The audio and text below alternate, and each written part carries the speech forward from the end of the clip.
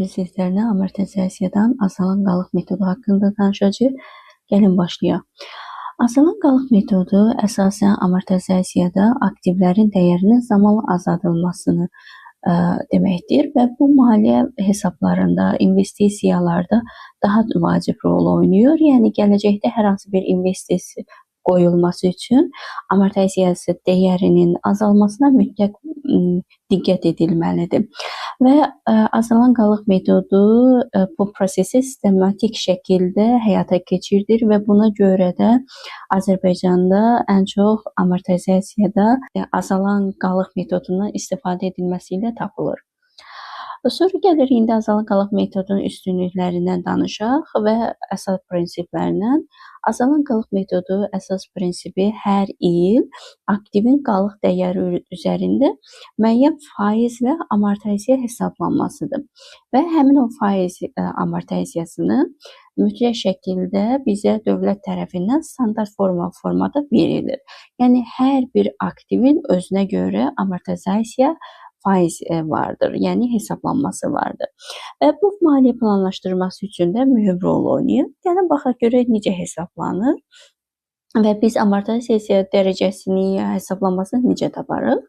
Amortizasiya məbləği qalıq dəyəri ilə amortizasiya faizi vurulması ilə tapılır və bu aktiv dəyərinin zamanla necə azaldığını bir daha da bizə göstərir və müəyyən maliyyə hesablarında əhəmiyyətli rol oynayır. Gəlin bu düsturu açaq, görək amortizasiya düsturu necədir? Amortizasiya düsturu azalan qalıq bərabərdir ilkin dəyər çıxılsın yığılmış amortizasiya və amortizasiya dərəcəsinə vururuq.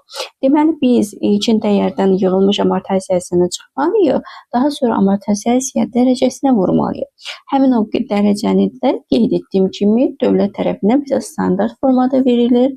Yəni hər bir aktivin öz amortizasiya dərəcəsi vardır.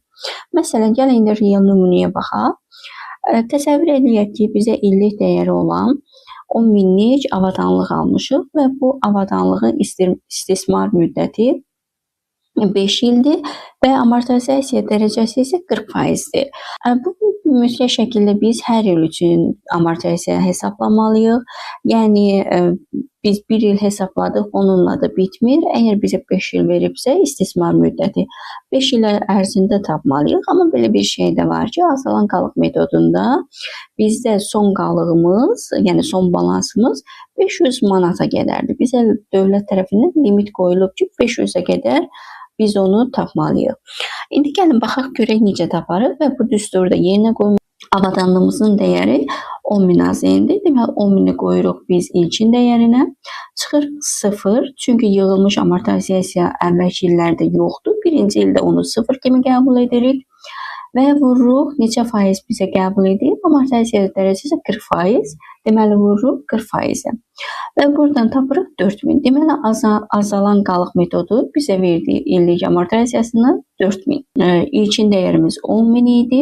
10.000-dən çıxırıq biz yığılmış amortizasiyanı. Bir ildə yığılmış amortizasiyamız 4000 olduğuna görə demək 10.000-dən 4000-i çıxacaq, yerdə qalacaq 6000.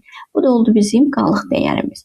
Deməli birinci ilimizdə azalan qalıqla tapdıq 4000, yəni yığılmış amortizasiyamız 4000-dir. Qalıq dəyəri isə 6000-dir. Keçirik ikinci ilə. İkinci ili tapmamız üçün artıq bizim birinci ildə yığılmış amortizasiyamız var.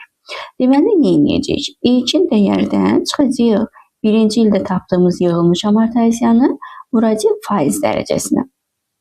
Deməli yerinə qoyuruq. İlkin dəyərimiz 10.000 idi. 10.000-dən çıxırıq 4.000-i, vururuq 40%-ə. Deməli o tapırıq 2400. Deməli yığılmış amortizasiyanı tapanda da taparıq birinci ildə olan yığılmış amortizasiyanın üstünə gələrik. İkinci ildə tapdığımız, azalan qalıqla tapdığımız yığılmış amortizasiyanı.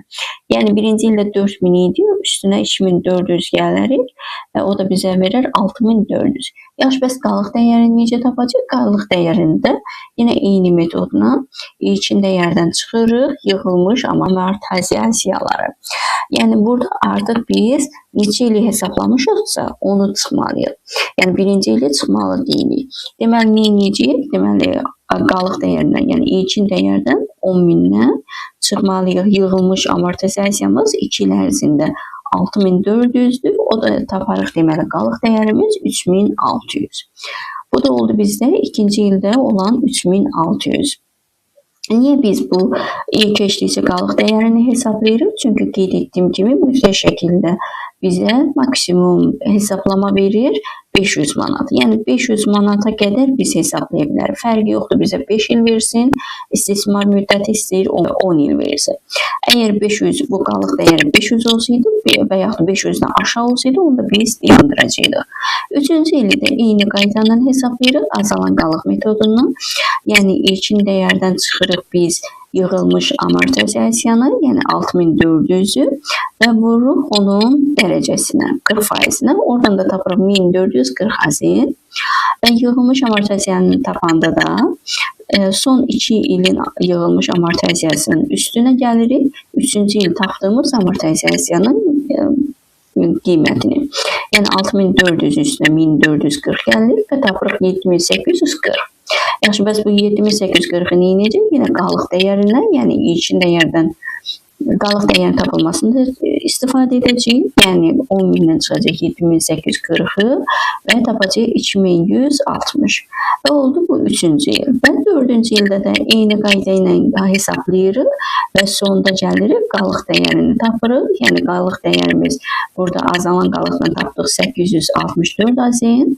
Yığılmış amortizasiyamız oldu bizim 4 il ərzində 8704 azin və qalıq dəyərimiz oldu bizim, yəni 10.000-dən çıxdıq 8704-ü, tapdıq ki 1296 azin imiş.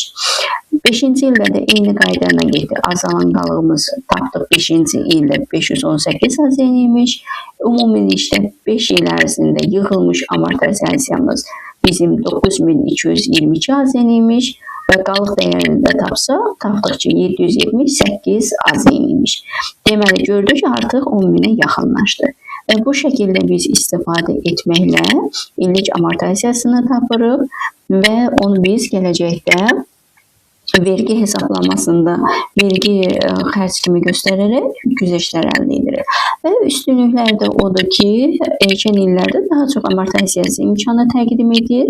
Bu da vergi yükünü azaldaraq maliyyə hesablarını daha əlverişli şəkildə əlverişli edir.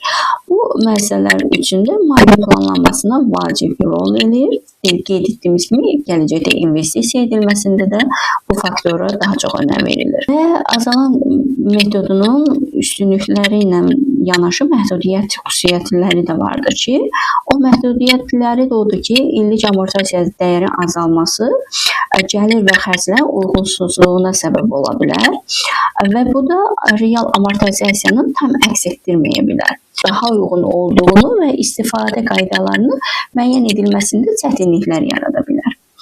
Və beləliklə də qısa xülasə desək, deməli azalan qalıq metodu aktivlərin dəyərinin zamanla azaldılmasında istifadə olunur və maliyyə analizində və aktivlərin idarə edilməsi mühüm rol oynayır və bu da gələcəkdə bizim vergi yükümüzün də azalmasına səbəb olur və köməklik edir.